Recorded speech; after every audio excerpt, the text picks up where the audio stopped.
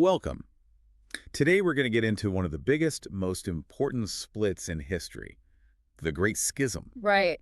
This is what created the two massive branches of Christianity we know today, the Roman Catholic Church and the Eastern Orthodox Church.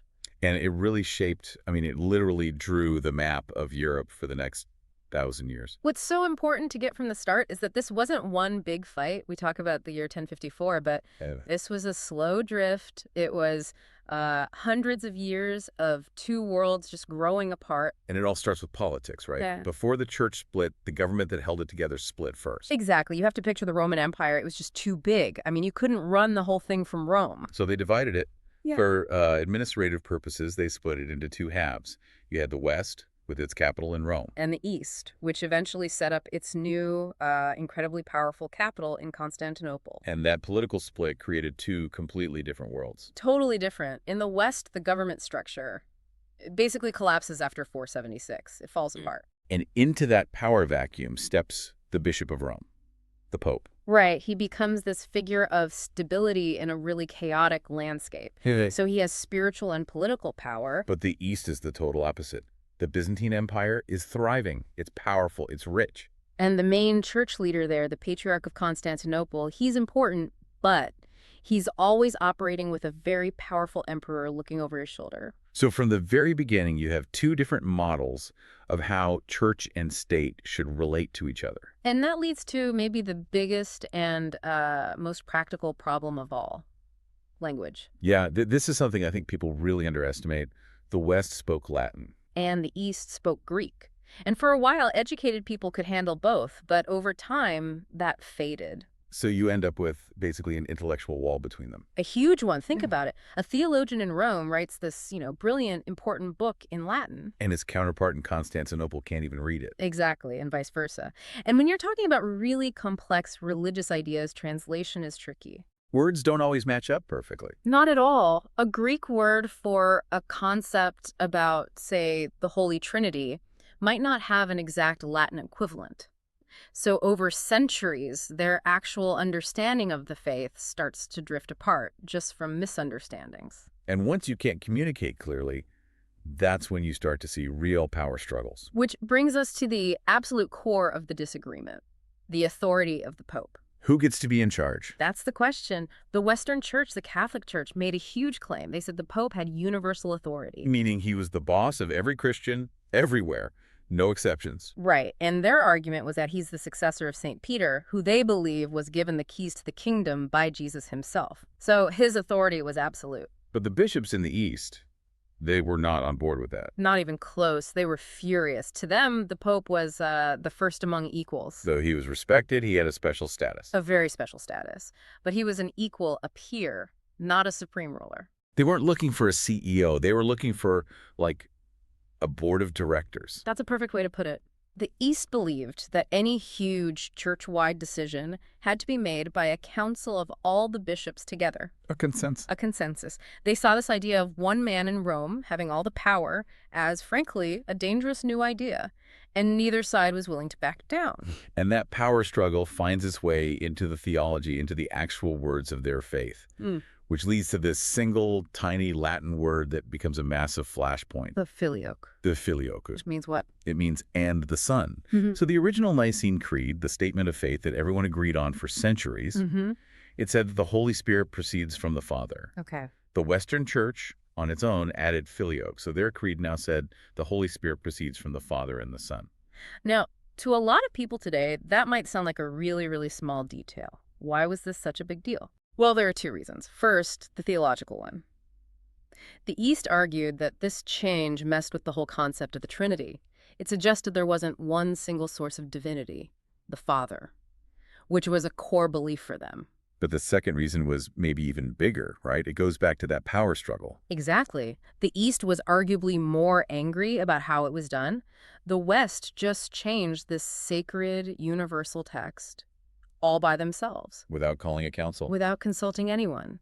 So for the East, this was proof. This was Rome acting like it was in charge of everyone, that the Pope's authority was higher than an entire council of all the bishops. So that one little word became a symbol of everything they feared about Rome's claim to power. It confirmed all their worst fears. And beyond these big arguments, you also had all these little day-to-day differences that just made the two sides feel, well, foreign to each other. Yeah, things people would see every single Sunday, like take priests. In the West, there was a growing push that priests had to be celibate. They could not be married. But in the East, It was completely normal for a parish priest to be a married man with a family. That was the ancient tradition. so when a Western Christian travels east and sees a priest with a wife and kids, they might think, They might think something is wrong, that it's a lapse in discipline or even immoral. It just creates this immediate sense of judgment. and what about communion?